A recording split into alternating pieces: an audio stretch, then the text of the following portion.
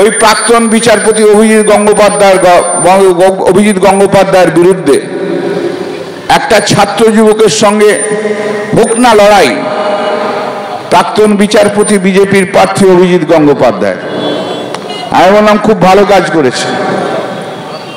অভিজিৎকে আপনাদের কাছে দিয়েছে, অত্যন্ত ভালো ছেলে, আপনারাও দেখতে পাবেন, সৎ, শির দ্বারা সোজা করা ছেলে, তরুণ যুবক, তৃণমূল কংগ্রেসের ফুটন্ত ঘোড়া, যে ঘোড়া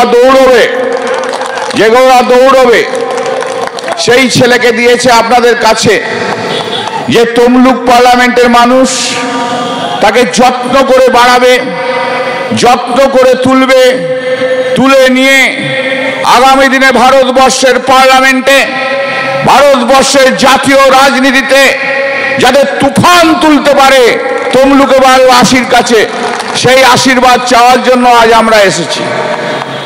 একদম টকবগে ছেলে, দেখেছেন তো, কাঁচা মাটি, সেই মাটিকে সুন্দরভাবে তাল দিয়ে নিজের মতো করে প্রতিভা গড়ে নেওয়া যায়, তাই তো, হ্যাঁ কি না, হয়তো সেই কাঁচা মাটিটাকে গড়তে হবে তমলুক পার্লামেন্টের মানুষের দ্বারা।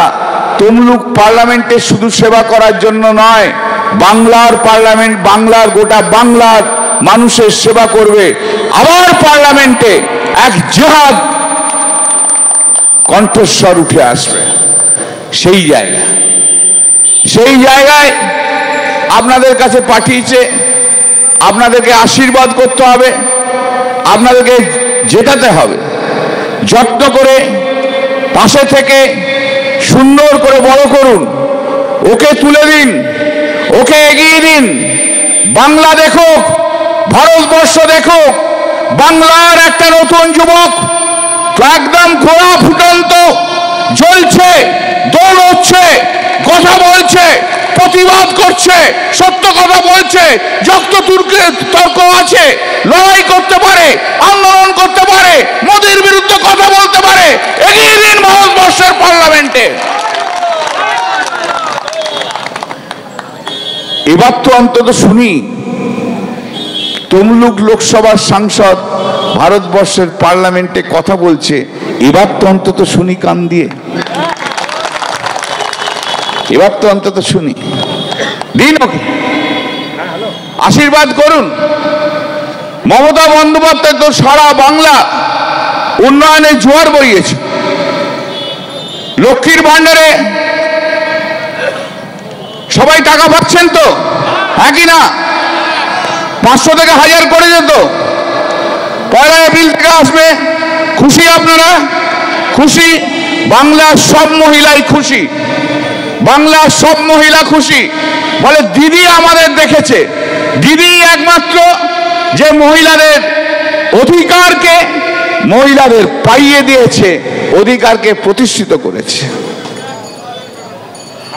60 বছর বয়স হয়ে গেলেই 1000 টাকা পেনশন দিদি দিচ্ছে, বার্ধক্য ভাতা দিদি দিচ্ছে, ফ্রি রেশনে চাল দিদি দিচ্ছে, রাস্তাঘাট তৈরি করা দিদি করছে, খাবার জল দিদি দিচ্ছে, গ্রামে গ্রামে জল দিদি দিচ্ছে, রান্নাঘরে জল দিদি দিচ্ছে, সবই তো দিদি দিচ্ছে। মোদি কি দিল? মোদি কি দিল? আজ সেই কটা প্রশ্ন। আরে বলুন তো, মোদি তো বলেছিল 15 লক্ষ করে টাকা দেবো, হ্যাঁ কি না?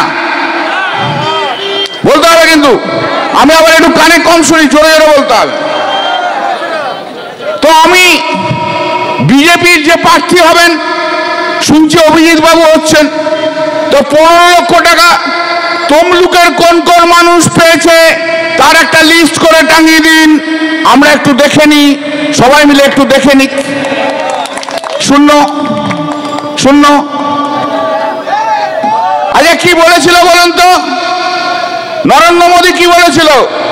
হাত ঝাঁকিয়ে, গলা ঝাঁকিয়ে, ঘাট ঝাঁকিয়ে কি বলেছিল? বেটি পড়াও বেটি বাঁচাও, হ্যাঁ কি না?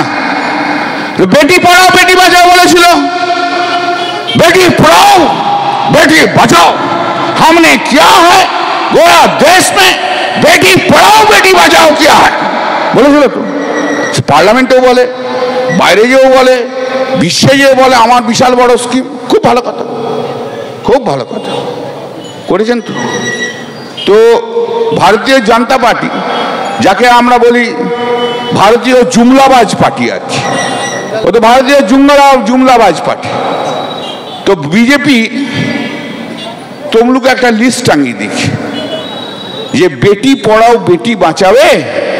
নরেন্দ্র মোদী তমলুকের কটা বেটিকে পড়িয়েছে আর কটা বেটিকে বাঁচিয়েছে, দয়া করে একটা লিস্ট টাঙিয়ে দিন, আমরা একটু দেখতে চাই, আমরা দেখতে চাই। আরে এত কিছু করেছেন, এত বড় বড় ডায়লগবাজি করেছেন, এত ডায়লগ মেরেছেন, দেখান কোথায়, আমরা একটু দেখতে চাই তো।